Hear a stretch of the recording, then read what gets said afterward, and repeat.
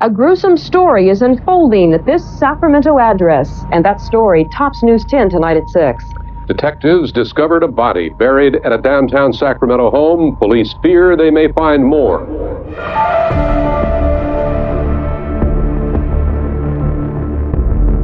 In November 1988, detectives uncovered the remains of 7 people buried in the backyard of a boarding house in Sacramento, California.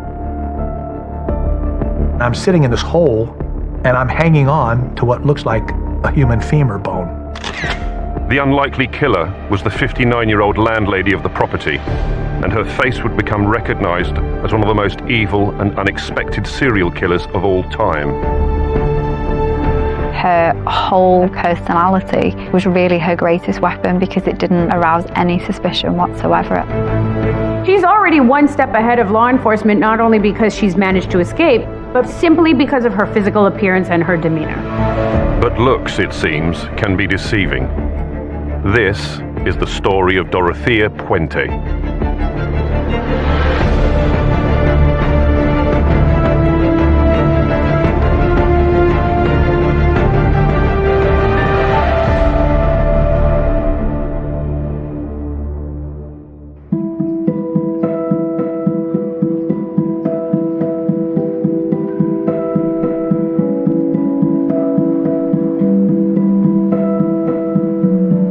On the 10th of December 1993, 64-year-old Dorothea Puente was sentenced to life imprisonment without the possibility of parole for the murder of 3 elderly residents of her boarding house in Sacramento, California. Where we're standing right now is where I would first encounter the first set of remains. Dorothea Puente did not have the face of a typical serial killer. I think when we think about serial killers, first and foremost, we typically picture men, right? And that's statistically accurate. Most serial killers are men, not women. Also, she was slightly older in age, and she had a very unassuming look. There's a very definitive image there of a grandmotherly figure. She has short white permed hair. She has large rimmed glasses. She is dressed quite demurely. She looks very soft in the face.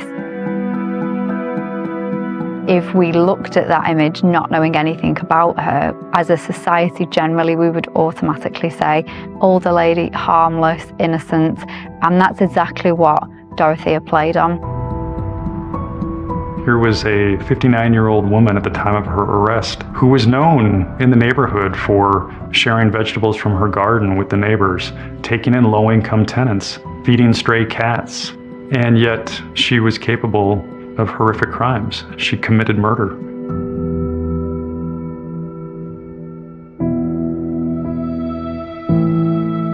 Dorothea Puente ran a boarding house for mentally ill and developmentally disabled residents, so it seemed like she was very concerned about helping the underserved in her community.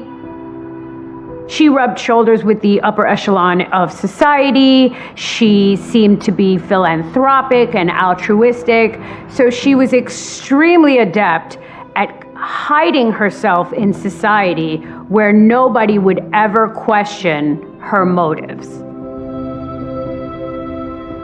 Following the 1993 trial and incarceration of Dorothea Puente, it would be a long 15 years without anyone seeing or hearing from the death house landlady, until Sacramento-based journalist Martin Coos wrote to the then 79-year-old Puente in jail requesting an interview. I was a senior editor for Sacktown magazine from 2007 until 2010. About the summer of 2008, one of the editors suggested writing a letter to Dorothea Puente behind bars.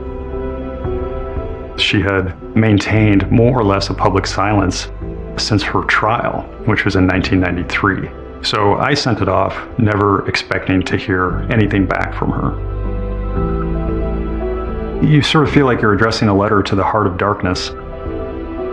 This is a person who has committed horrible crimes, represents the worst of humanity.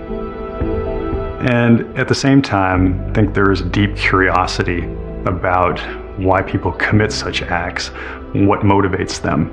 And so there is a kind of fascination as a journalist to try to understand people's motivations. During his research into the case, Coos was immediately drawn to the crime scene and the horror that police discovered at 1426 F Street in downtown Sacramento on the 11th of November 1988.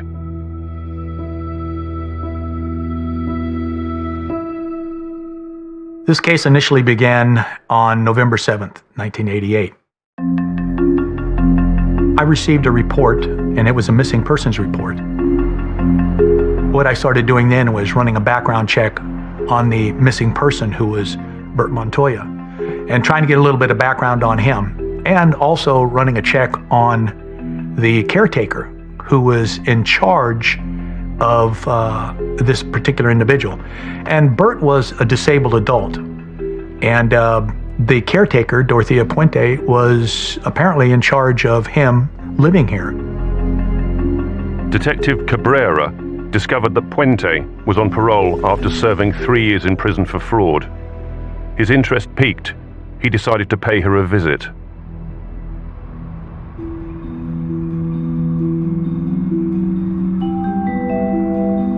November 11th, I met with Judy Moise, a social worker, and Jim, the parole officer, and then it was Terry Brown, my partner, and myself.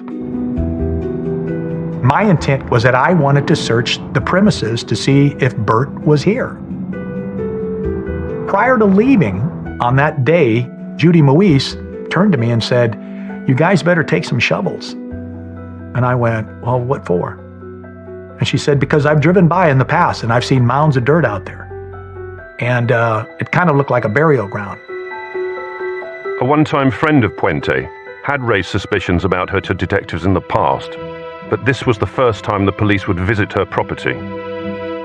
Detective Cabrera decided to take Judy Moise's advice, and they arrived at 1426 F Street with shovels. Puente invited them in. I walked in, the house was very neat, very nice. I was looking for all the different signals that someone under a lot of pressure might exhibit. Perspiration, jitteriness, multiple eye blinking, things like that. Absolutely nothing. When the police first arrived to Dorothea Puente's apartment, she was relatively cool, calm, and collected. I suspect because, number one, she likely has a very high threshold for anxiety. And I suspect that she was already thinking one step ahead. The next thing I did was I asked her if I could search her room up here just to be able to tell the social worker that we searched her room and Bert wasn't here. And she agreed that. She said, "Yeah, whatever." And so I went in and I started my whole search of the premises.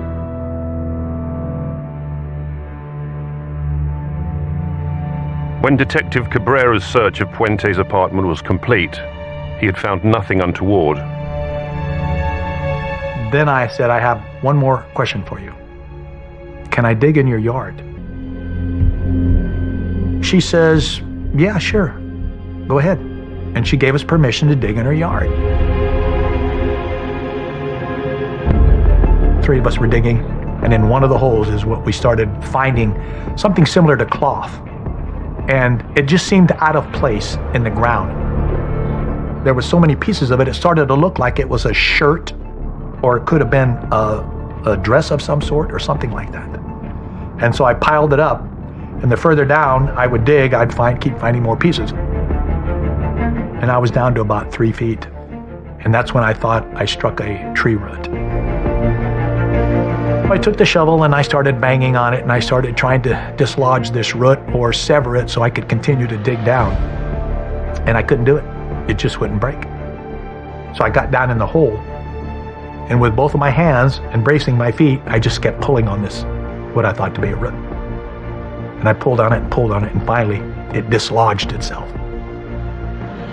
And I'm sitting in this hole, and I'm hanging on to what looks like a human femur bone.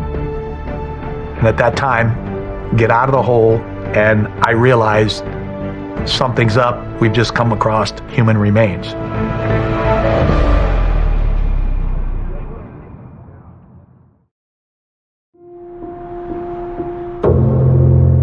In 2008, 15 years after she was incarcerated for the murders of 3 vulnerable people under her care, journalist Martin Coos wrote to 79-year-old serial killer Dorothea Puente in prison. He did not expect a reply. A few weeks went by, 3 or 4 weeks, and I received an envelope stamped with the Central California Women's Facility State Prison. Much to my surprise, the letter, which was written in almost like a grade schooler's cursive, said that she was willing to have me visit her at the prison. I had come to understand a little bit more about her and what had shaped her motivations, but to then be holding that letter seemed nothing short of extraordinary because she had maintained this public silence for the last 20 years. I filled out the visitor's form, arranged a date on which to drive down to Chowchilla, where Dorothea was imprisoned, and set off. This was October of 2008. So just almost a full 20 years since her arrest.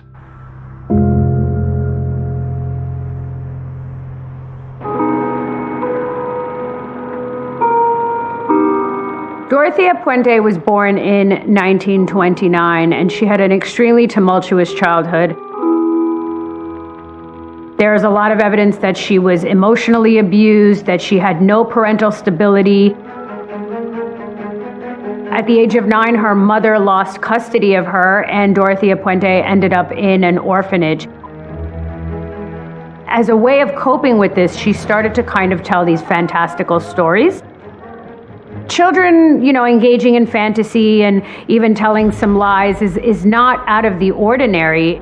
But with Dorothea, it was a little bit different. I suspect that she engaged in these lies to try and self-preserve and to try and paint a different picture of her life, not just for herself, but for the outside world.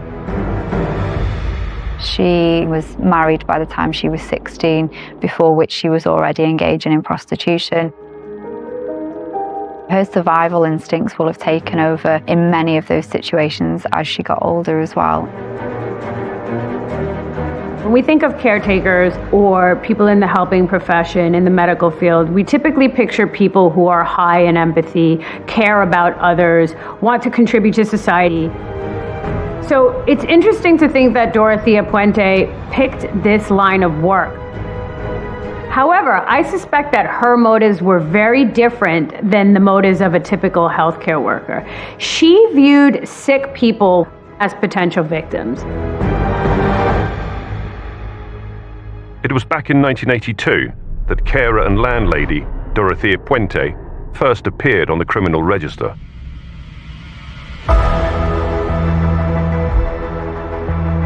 Dorothea had been in prison from 1982 to 1985.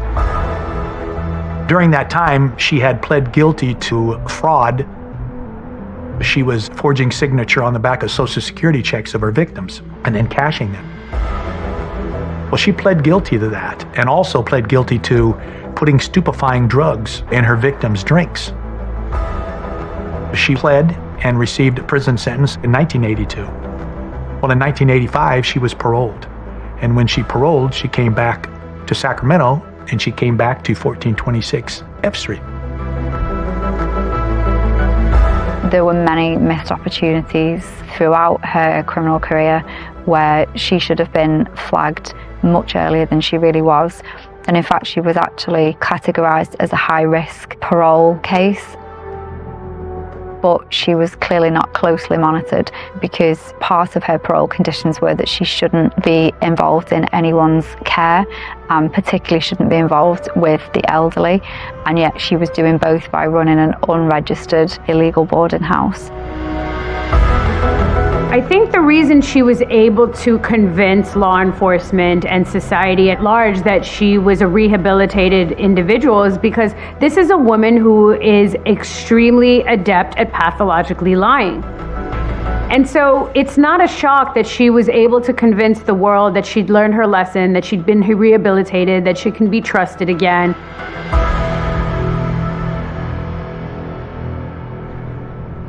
In 2008, local journalist Martin Coos had been granted a visit with inmate Dorothea Puente, who was 15 years into her life sentence for murder. It would be the first time she'd spoken to a journalist since her incarceration in 1993. During that drive, about 2 hours, there were two primary thoughts. One was simply, what are her reasons for wanting to talk? And two, will she really show up? Will she indeed have a conversation with a reporter? Coos arrived at the prison and was escorted to the visitors' hall. I waited, and I waited, and I waited some more. I scanned the room, wondering if perhaps I had missed her, but knowing that I hadn't. And that's when the door clanked open once more, and in walked Dorothea. After 15 years in prison, Puente no longer resembled the woman whose face had become so familiar to Martin Coos. She had aged visibly. She walked with a little bit of almost like a limp. She had snow white hair pulled back with a pink scrunchie. She had oversized glasses that gave her the appearance of an owl. And then she made her way toward me. And that moment was striking.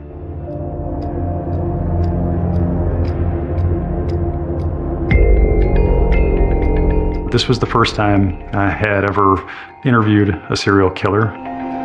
And that's a moment that isn't analogous to any other, because this is someone who has repeatedly taken the lives of others. So I stood up to greet her. We shook hands. Her hand felt small, bony. She gave me a tight smile, and we began. She had a scratchy voice, but very strong. She was coherent.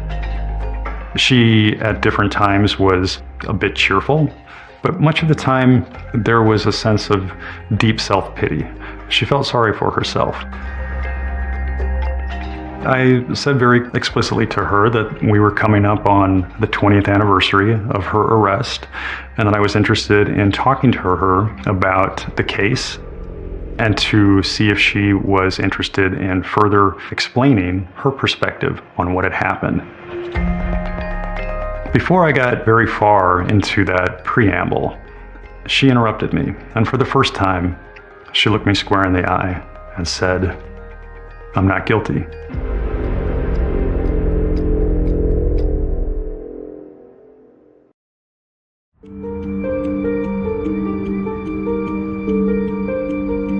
It was back in 1988 that Detective John Cabrera, whilst investigating a missing persons case, had discovered what seemed to be human remains in the garden of 59-year-old landlady Dorothea Puente. I think Dorothea had managed to convince herself that she could still get away with this. I think she had been so manipulative and such a liar throughout her entire life that just because the police were on the scene, I don't think Dorothea even panicked. She's been managing to commit these murders for a very long time without getting caught. So that's already reinforcing the idea that she can do whatever she wants and not have to suffer consequences for her actions. Detective Cabrera halted the dig. A full forensic search of the whole yard would have to begin the next day, when he would be joined by an excavation team. Dorothea was in the house all the time. The only time she came out is when I had found the human remains. And she came down, and I remember asking her, "Do you know what this is?" And she looked down into the hole, and she could see the bone. And she grabs her mouth, and she's, "Oh, is that what I think it is?" And yeah. "What can you tell me about this?" She says, "I don't know. But there's been other people that's been living here." Never said really much after that. But it was that Saturday that things got a little different the following day.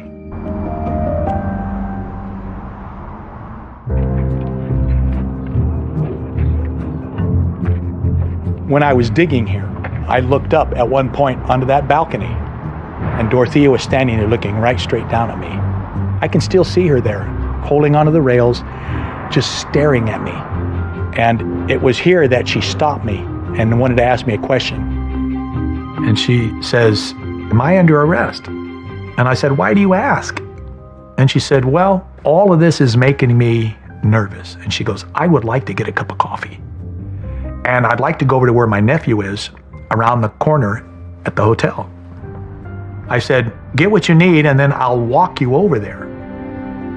Thinking, I want to see where she's going, if that's what's happening. So she comes walking out, has a little red coat, has her purse. What I had told her was that I would escort her because there were a lot of people starting to gather, and I thought, I don't want anyone walking up to her bothering her, so I used that ruse to walk her down to the corner. Her appearance, her demeanor, her whole kind of personality was really her greatest weapon because it didn't arouse any suspicion whatsoever at that point. Had the person of interest or suspect at the time been a young male, I don't think for 1 second that they would have let him out of their sight. Absolutely not.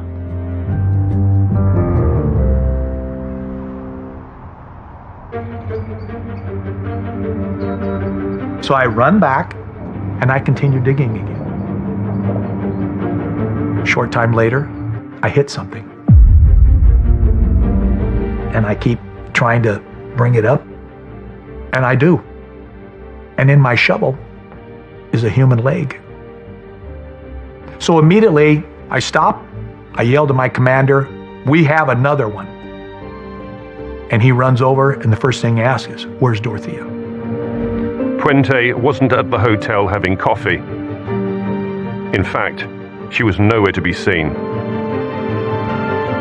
This was an opportunity for her to take flight. She knew I was just about to hit the second body. She had to find a window of escape.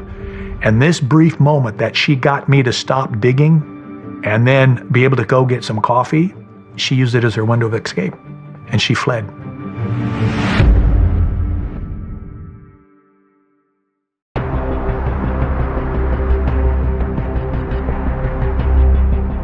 So now Dorothea is on the run. This is extremely dangerous for society and for law enforcement because, once again, she is not your prototypical serial killer. She's able to disappear into the wind, and nobody's going to think this is somebody that we should be on the lookout for. This is somebody who seems extremely dangerous. So she's already one step ahead of law enforcement, not only because she's managed to escape, but simply because of her physical appearance and her demeanor. At that time, we put out an all-points bulletin. I went to seek an arrest warrant through the district attorney's office. But during that whole time, all this was going on, the digging continued. And it just, as we kept digging, we kept finding bodies and more bodies. And it just seemed endless. Whatever we took down, whatever we moved, wherever we were digging, we'd find a body. It was just unbelievable. In the yard of 1426 F Street, Deputy Coroner Laura Santos was in charge of the excavation. Things were kind of unfolding rapidly. The preceding day, the anthropologist had noticed several things in the yard that looked unusual, and so we had an idea of where we might start on Sunday. So we both started kind of just very carefully digging around. It was at this point that Coroner Laura Santos and Detective John Cabrera were to solve the missing persons case that had prompted the search in the first place, as they came across the remains of Bert Montoya.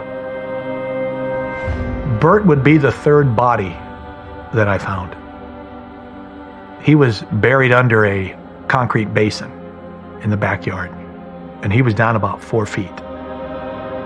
He was bundled up in multiple layers of plastic, blankets, and they were all sewn loosely and duct taped. It was obvious that the state of decomposition gave me the idea that, yes, this would be something where someone missing for 3 months might be. And so he was number 3. And that puzzle was now solved. The unearthing of 3 more bodies quickly followed, but there was one final discovery to make, even more gruesome than the rest. Right here would be the final grave in which we would dig. We dug down 5 feet, and there's where we would find Betty Palmer. That was the last person that we would find in this yard. And turned out that she would be our victim that was dismembered. Well, she was kind of bundled up in almost like a scrunched up seated position, but she was missing her head, hands, and feet. And she was trussed up with rope around it, I remember. And the grave, instead of being more shallow and linear, was kind of a big pit. By Monday the 14th of November, 7 bodies had been uncovered in the garden of 1426 F Street. 3 days later, Dorothea Puente was apprehended by police.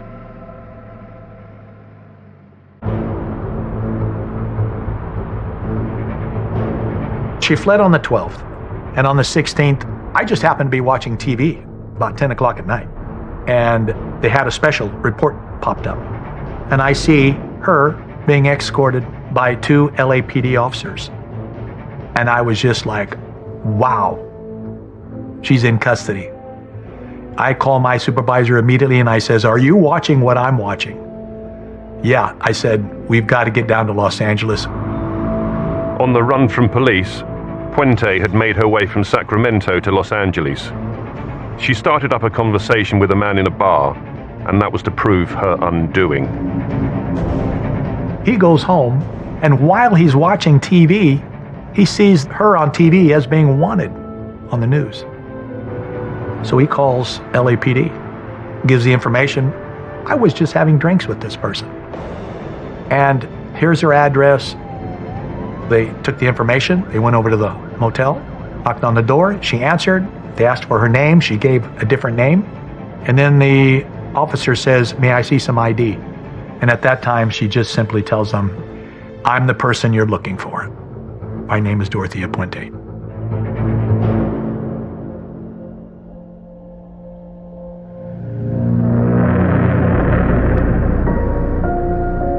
After escorting Puente back to Sacramento, Detective Cabrera and Coroner Laura Santos set about identifying the remaining unknown bodies that had been excavated. It was to take a further 4 months. In the beginning, there were people saying, oh, you're never going to be able to do this. So I was pretty happy that I was able to identify everybody. Most of them had some family members somewhere, and so they were all buried. All in all, in the very end of the investigation, she would be charged with 9 murders. 7 in the yard in which we would uncover. And then they added Ruth Monroe, who was a business partner in which lived here. The 9th victim is Everson Gilmuth, and he would be added to the case. Everson Gilmuth was from Oregon, and it all started when they were pen pals. When she was in prison, he was writing her. And then when she paroled in 1985, he went and picked her up and drove her back here to the boarding house. And this is where he would be staying. But in actuality, he was laying in a homemade coffin along the Sacramento River in early 1986. He would be found by a group of fishermen who were out doing some early morning fishing. They looked in the box and they saw these remains. And Everson would remain a John Doe until this case in 1988 broke. And that's when his family contacted our office and saying, "We're looking for a father." The investigation into these 9 murders would also reveal a likely cause of death. We did find traces of Delmine, the drug, in the bodies. This particular drug, when coupled with alcohol, could be deadly. It just simply puts you in a catatonic state, and with the alcohol, overwhelm the body and stop the heart. None of the victims had ever been prescribed Delmine. Only Dorothea Puente had been prescribed Delmine. Drugging victims is something which we often see with female offenders in particular. It allows them to physically subdue a victim, which they wouldn't necessarily ordinarily be able to physically if a victim was at full capacity. So it's not unusual that this would be a method of choice, particularly for someone like Puente, who was described as being quite slight and quite frail in her appearance.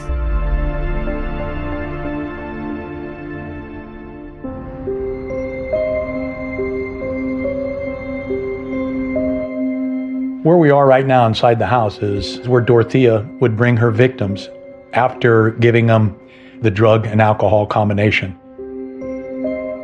At that time, there was a carpet, and when I came in here, it seemed nice. It had a day bed. There were gifts on there, just like a normal room, until I pulled back that carpet. And when I pulled the carpet back, the odor was so overwhelming, it was unbelievable. But I knew and recognized that smell. And it was the smell of putrefied body fluid that had seeped through the wooden floor from her victims who had laid there for anywhere from 2 to 4 weeks, probably.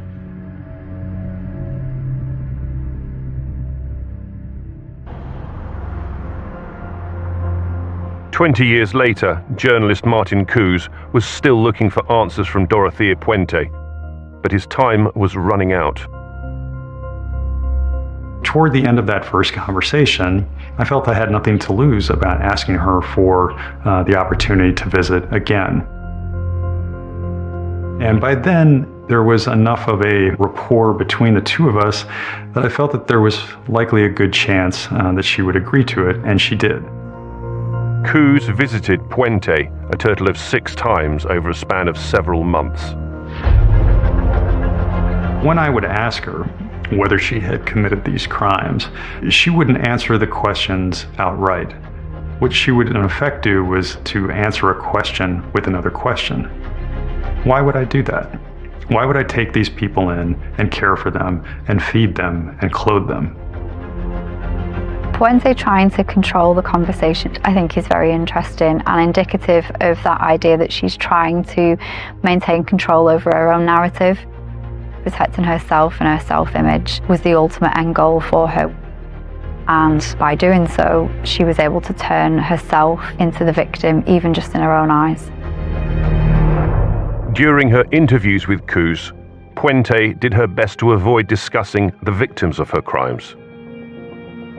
Never once on her own did she mention the tenants who had died. She had never expressed any kind of remorse for them. Dorothea's look was one of her best weapons, but she had interpersonal weapons that also were an advantage to her. For example, the pathological lying that came as a second nature to her, combined with the lack of remorse and the lack of empathy and the ability to manipulate. When you put all of those factors together, along with her physical appearance, you have probably the most unassuming serial killer in history.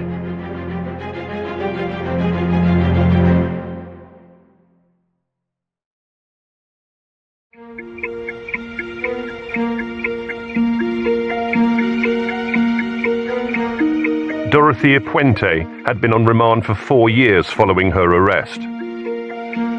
On the 9th of February 1993, she finally faced trial in Monterey County. Detective Cabrera was called to give evidence. What I wanted to do was get in there, give my information, give my testimony, and for the sake of the families of these victims, wanted to make sure that she would never walk on the public streets again. During the time that I testified, all she did was look forward. She never looked at the jury. She never looked at me. I don't believe Puente was capable of feeling shame or remorse for her actions. I think she probably had regret about getting caught, but I don't believe she was capable of remorse or empathy because this was lifelong behavior. She never confessed to killing anybody. She says they died in her care, and being on parole, she couldn't contact the authorities. So she took it upon herself to give these individuals that she claims had no family, nobody cared. She took it upon herself to give them a proper burial, and she buried them in the yard. On the 26th of August 1993, after deliberating for 24 days, the jury found Dorothea Puente guilty of 3 of the 9 murders she was accused of. The 6 remaining murders resulted in a hung jury. I think what disappointed me as an investigator, there was no doubt that the 7 bodies that we found in this yard should have all been guilty charges. However, only 3 of the 7 in the yard would be charged against her. 4 others would go 11-1, with 1 juror saying, no, he didn't believe that's what happened. We can only speculate because no reason was given, but presumably this is because they saw how she presented during the trial. They saw her physical demeanor, the fact that she was this older lady, someone who couldn't possibly have committed all of these murders. And so the 3 would do, and that would give us enough for a capital case, which brings in the death penalty. So 6 would go by the wayside. Puente was sentenced to 2 consecutive life terms without parole, plus 15 years to life for the 3rd charge. She was spared the death penalty.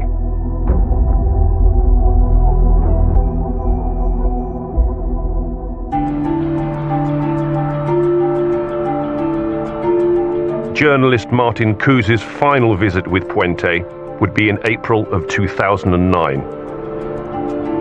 When I asked her if the death penalty might have been better than a life sentence, she essentially said that it was the same thing. She said, I'm going to die here one way or another. She said, I don't want to be a burden on anyone. And even there's this element of self-pity. In many respects, she was very capable of diabolical behavior, but there was no way that she could square that with her own self-image. This was not someone who felt that she had done anything untoward to anybody. She was the aggrieved party. She was the one who had been victimized. She handed me a form for this prison approved vendor in which she had written out the items that she wanted, totaling $115. What I understood then was that I was just another mark for the con artist. She was trying to use me. And I understood that when she presented that form to me. Dorothea views other humans as means to an end. Anybody who comes across her path, unless they are serving a purpose for her, they really have no place in her life. I walked out of the prison with the form that she had given me for the list of items that she hoped I would order. And I wrote back to her and said there was no way that I could do that. And that was the end of our correspondence. I think she realized at that point that I was useless to her, that she was not going to get from me what she had hoped to. She manipulated people. And that was her way of navigating the system. It's why she was able to have this sort of life of crime for decades. It's because she marked people.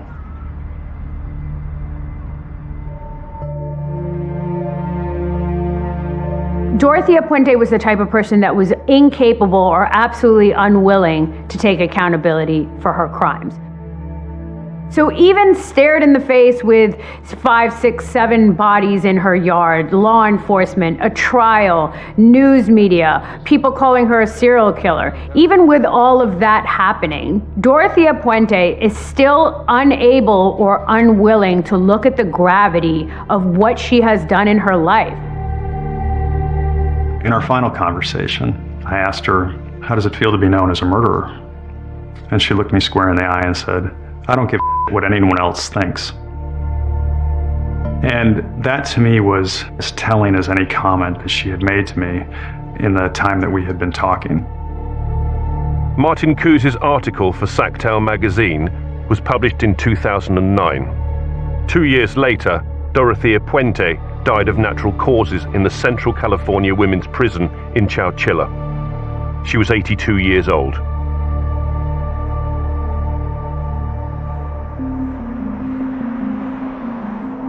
When I heard that she had died in 2011, my mind went to the victims and some of the family members of those victims. And these were people that one of the prosecutors on the case had dubbed the shadow people. These are the people that we walk past every day and pay no mind to. These are the homeless people, those with mental health conditions, those with substance abuse disorders, those who we would rather not see because we feel that they're an inconvenience, or we feel that somehow they might harm us. They were the ones victimized by Dorothea.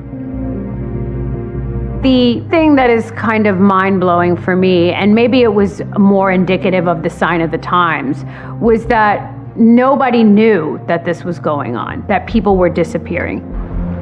These were very vulnerable victims.